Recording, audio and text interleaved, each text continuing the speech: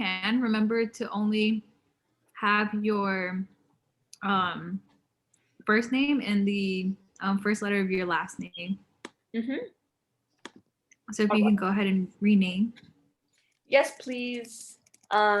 So again, I'm Alondra. This is Madeline, and we have a special guest today. We have Carlos from Cal State Long Beach. He is affiliated with PEP and CAMP, which is the high school equivalency program, and as well as the college assistant migrant program at CSULB. So we are very honored and very happy to have Carlos here with us. We have a few of our students here today, but we will be recording this little informational session for the rest of our students, and so that they can see it, because a lot of them weren't able to make it today. But without further ado, I am going to share my screen so that we can start with our presentation today.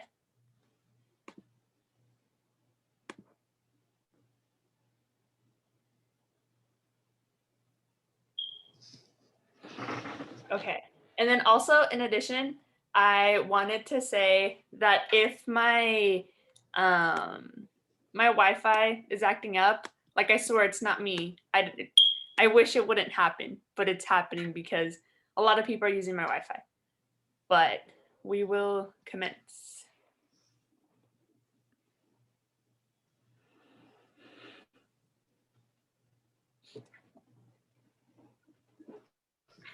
Okay. So, we're gonna do a bit of an icebreaker question to begin. Can I have us all answer, if you could visit one place in the entire world for free, no cost at all, where would it be and why? And since we are a very small group today, I think it'll be cool if we just shared out our answers in our, like, using our voices, if you want, if you're comfortable. Does anyone want to go first?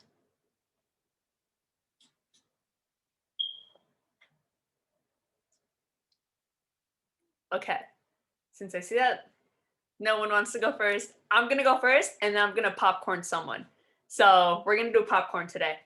If I could visit anywhere in the world for free, it would be Norway. I have a friend who is Norwegian, and she, like, is always talking about it, and she's shown me pictures. It looks really cool.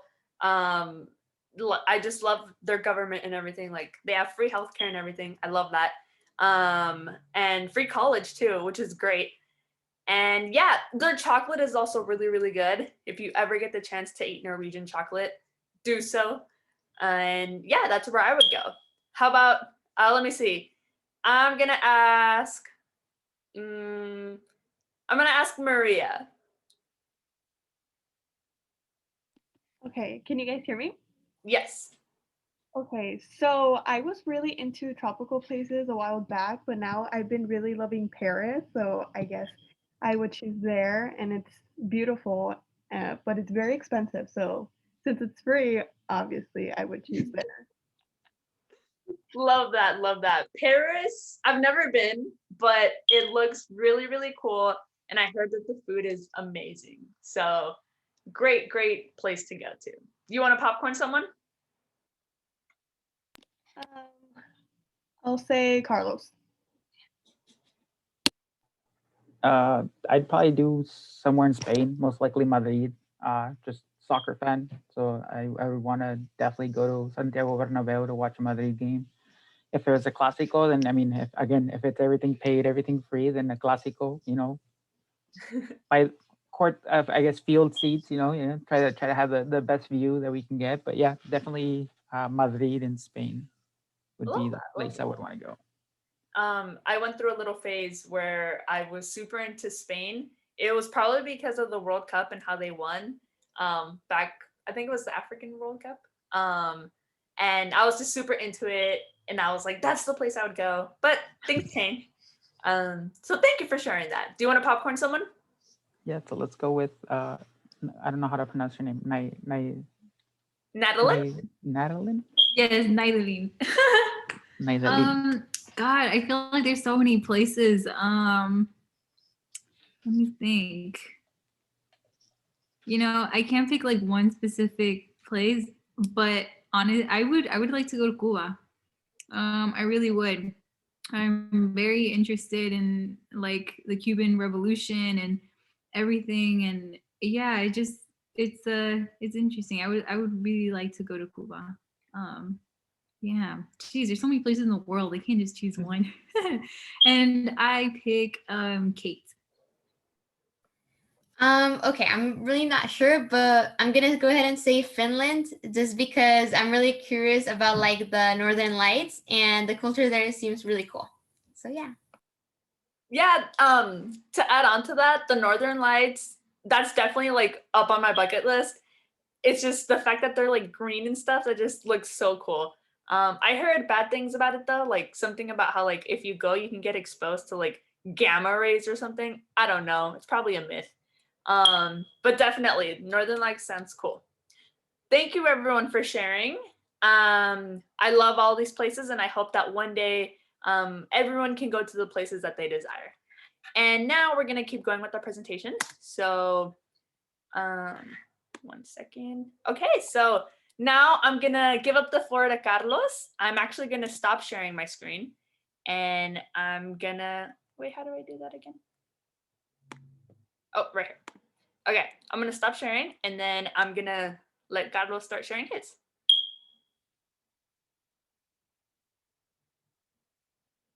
I should unmute myself first, right, before I start talking. So welcome. My name is, like Alondra said earlier, my name is Carlos Ayon. I work with the College Assistance Migrant Program and High School Equivalency Program at Cal State Long Beach.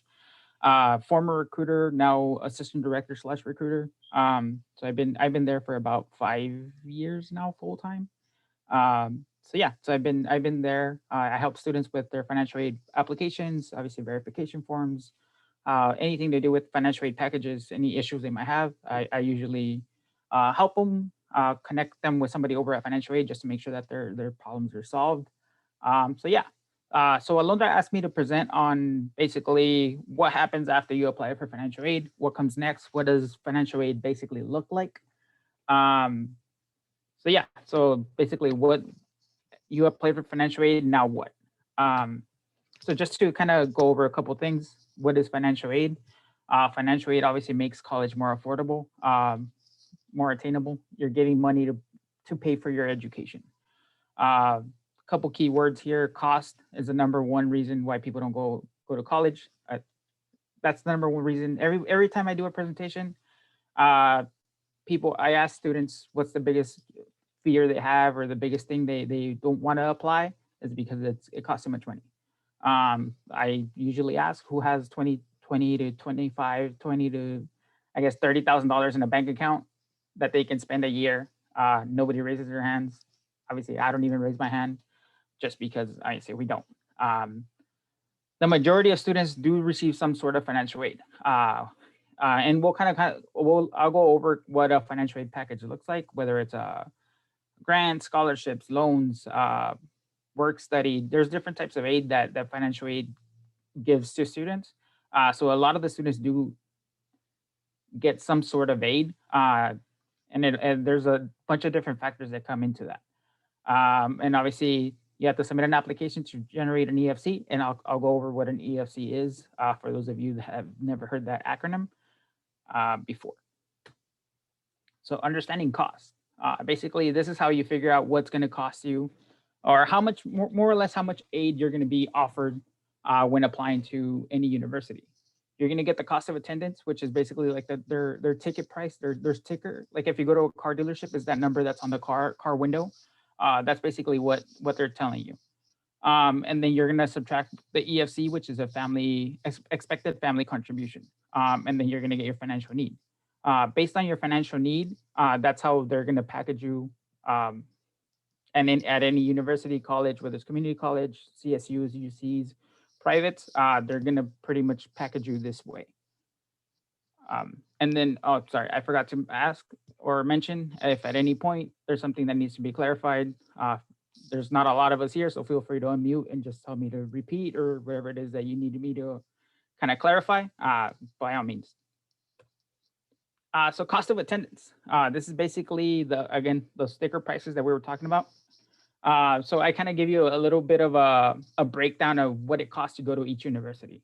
So for a community college, you're looking at about $6,000 a year or $7,000 a year based on tuition, supplies, obviously room and board. You might be living at home if you're, especially if you're going to a community college, and then other expenses. So those are like the main things that they look at when calculating the cost of attendance and how much is going to cost for you to go to that school per year. So yeah, so obviously there's community colleges, Cal States, UCs, and then independents or private universities. Biggest thing that changes is usually going to be your tuition. Obviously, you can see going from community colleges to Cal States, it's like about a $5,000 difference per year. CSUs to UCs, it's about a $7,000 difference per year. And then obviously you're looking at privates. It's an extra nice chunk of money. And this is all the amounts, like if you were going to be living on campus. So more or less for a Cal State, you would be paying about $25,000 a year to live on campus, to obviously school, tuition, books, anything else that you might have, and then your dorm. So that's about $25,000. And that's kind of one of the things I'm going to focus on a little bit, just because obviously I work for a CSU. So my main focus for the most part when doing these presentations is a CSU. But if you are interested in UCs, community colleges, or any other schools, let me know and I can try and find that information for you. So again, going a little bit of breakdown for CSUs. Financial aid will package you 3 different ways. So when you submit your financial aid application, whether it's your FAFSA or your California Dream Act, they're going to ask you this question. What is your housing status, your housing situation? Whether you're going to be a commuter, you're going to be living at home with your parents, you're going to be on campus, or you're going to be off campus. So they package you those 3 different ways just because there's different costs that come into it. Obviously, if you're going to be living on campus, you're looking at room and board, and that's about $13,000 a year at Cal State Long Beach, just for a dorm. If you're living at home, they say it's about $6,000 average. Obviously, if you're paying bills and you're helping your parents with rent, or if you're, and then if you're off campus, you're most likely renting a place. So it's a little bit, and then obviously this one, and for commuter and off campus, they change. Obviously, if you're going to be living at home, you might not be paying any rent. You might be paying all the rent. So it just depends the situation you have with your family. If you're going to be renting an apartment, it could be depending on the apartment you have, depending on the amount of roommates you have. Obviously, that number can go up or down. And then obviously, depending on the area that you're trying to live in. If you're trying to live up in the hills, with a nice view, it might be a little more expensive than like, I don't know, the not so nice areas of the city, I guess you can call it. So yeah, the only thing that I would mention is for students who are not U.S. citizens or residents, there is an additional $10,000 that they pay in tuition. So if you're looking at mandatory fees, obviously they're all the same across the board. If you're a U.S. citizen, or if you're not a U.S. citizen or resident, add another $10,000 to this. So obviously your total would be different than the U.S. citizens or residents. Again, understanding the cost. We're going back to, obviously we saw the cost of attendance. So we saw that sticker price of what it takes to pay for, or what they're telling you it's going to cost to pay for a year's worth of education. And now we're going into the family and what the government, or what the government is asking or expecting your family to contribute based on their income. So obviously you already submitted your FAFSA, you already submitted your California Dream Act. So you should have an idea as to what this number looks like. They give you an estimated or an expected or estimated family contribution number at the end of your application. So once you submit, you get this number. This is basically what they're expecting your family to contribute to your education. The lower this number is, the better. So if your EFC is at a 0, then obviously your family is not expected to contribute anything, and you're most likely going to be 100% covered with all the financial aid that they're going to offer you. So yeah, so it's the the amount that your family is reasonably expected to contribute, and it goes into parent contribution, student contribution. And there's a whole formula. Obviously, all this is based on the information that you submitted with your FAFSA. Parent income, and then if you're working, obviously if you're doing taxes, and then if they're asking you to submit your income, then obviously that all gets calculated into this EFC. And then so this goes into financial need. Move this out of the way. So it's the difference between cost and contribution. Obviously determined by your either FAFSA or California Dream Act. This is the amount of money that the institution or the school is going to try and offer you. Obviously, if you're putting that you're going to be living on campus, which was a $25,000 charge amount, your EFC is 0, they're going to try and offer you $25,000 just to cover that amount, just because they're going off that formula. If you're, again, living on campus and your EFC is 10,000, the max they're going to be able to offer you is 15,000. So basically, the amount they offer you is going to be correlated with that EFC and obviously the cost of attendance. And the EFC stays the same. So whether you're paying the $6,000 to $7,000 for LBCC or the $25,000 for CSULB, $34,000 for UCLA or $75,000 for USC, if your family contribution is $500, it stays at $500 throughout. So obviously, I mean, the EFC is not going to change. So if you're going to a school, obviously, let's say you're applying to UCLA and that's your #1 school. If your EFC is 0 and your cost of attendance is $34,000, $35,000, they're going to try and offer you those $34,000, $35,000 just because your family is not expected to contribute anything to towards your education. I don't know if that makes sense. Hopefully it does. So yeah, so your EFC is going to stay the same no matter what. So obviously schools that charge you a little bit more might offer you more money depending on your EFC, just because obviously if you're at a 0 EFC, obviously they're going to offer you more money. But then again, if you're $7,000 at LBCC, they're still going to pretty much offer you close to those $7,000.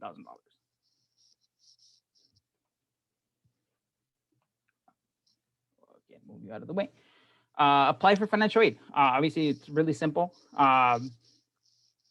The first time that you apply for either a FAFSA or a California Dream Act, it might be a little confusing, especially if you don't have anybody helping you.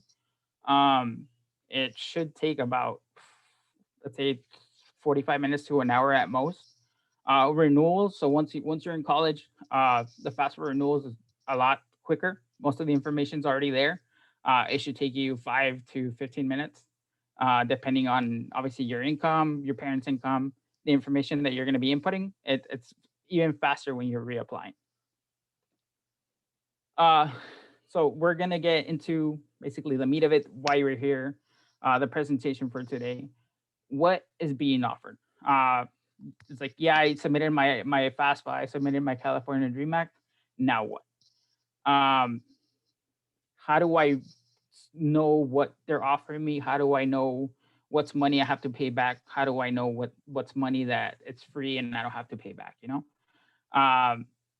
So obviously, regardless of the application, you should receive some sort of aid. The 4 types of aid that they offer you are scholarships, grants, work study, and then loans. And then we're going to cover the specifics for each one. Scholarships, obviously money that does not have to be paid back, usually funded by private companies or foundations. There's usually a supplemental application that you have to, is an extra application that you have to submit for these, whether it's based on merit. So if your GPA or you're the track star of the whole county, that might be something that you're getting a scholarship for. A skill, it's like you built a robot that, I don't know, flips pancakes or whatever, you know, how random competitions, something that you're doing, or a unique characteristics. There's scholarships pretty much for anything. So you just have to apply, you just have to look for them. They say there's as far as scholarships for left-handed people. If you wear glasses, you're If you're female, if you're male, if you're whatever, there's most likely going to be a scholarship out there. The thing is, you have to look for them and find them, just because some of them are not promoted as much as they should be, and they may or may not have an income or a GPA requirement. One of the things that I always tell students is apply, just because you never know.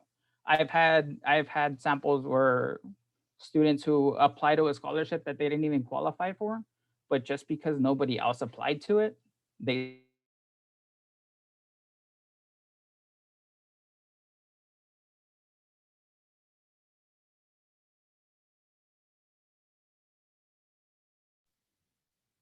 I think Carlos froze. Oh, I thought I was the one who froze. Yeah, he did freeze a bit.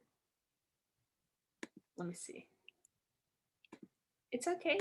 A little bit of a technical difficulty didn't hurt anybody. In the meantime, though, does anyone have any questions so far? While we get Carlos back.